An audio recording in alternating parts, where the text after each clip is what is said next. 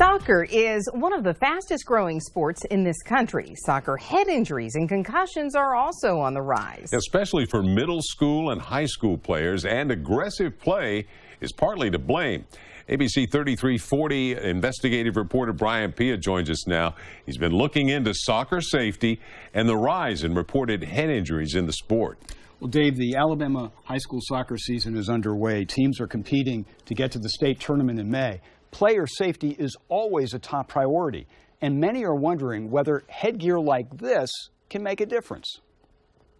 14-year-old Nicholas Messina plays soccer for John Carroll High School in Birmingham. He's practicing as the new season gets underway. Last fall, Nicholas got a concussion while playing for another soccer team. It happened after an opposing player tried to steal the ball away from him, and Nicholas fell on his head. I was confused, very confused, didn't really know, wasn't knowing my surroundings really well, and I had a headache, had a bad headache in the back of my head where I hit the ground. I normally get a headache like right here, but... Sarah Harrell, who's also 14, is playing junior varsity soccer for Hoover High School.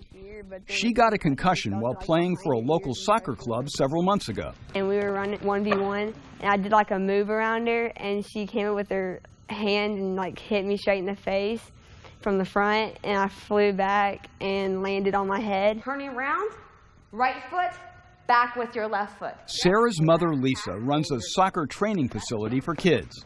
She watched Sarah hit the ground and go limp. Because this was such a dirty play, and we see it too often, really scary of how hard she got hit. As soccer has risen in popularity, so have the number of injuries.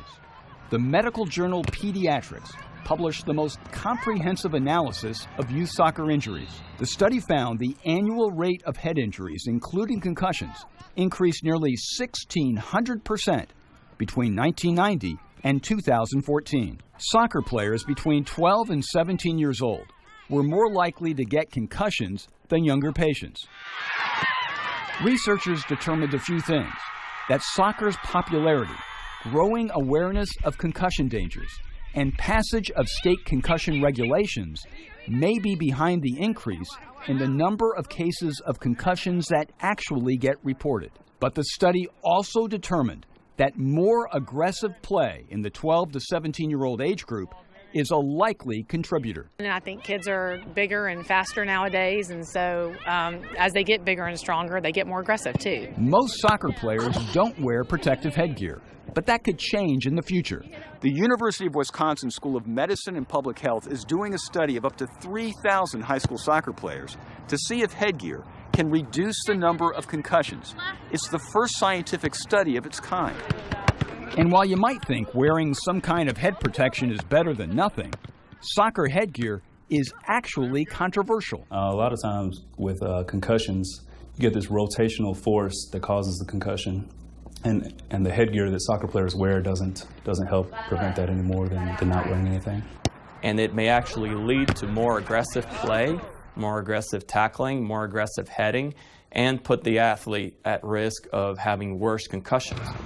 In the meantime, Dr. Colberg says here's how to reduce a soccer player's chances of getting a concussion. Referees should enforce the rules. Players should learn proper playing techniques, follow the rules of the game, and strengthen their neck muscles. And if you have strong neck muscles, the theory is that you can absorb the impact, minimize the shaking that can happen in your head, and therefore minimize the shaking of the brain inside the head.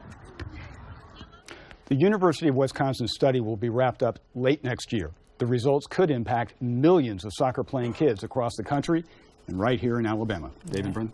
Well, Brian, I understand that high school girls soccer players get concussions at twice the rate as boys. Why is that? They absolutely do, and it is a total mystery. No one knows why. The University of Wisconsin researchers are working on that too. All right. To be continued. All right. Thank you. Thank you, Brian. Thank you, Brian.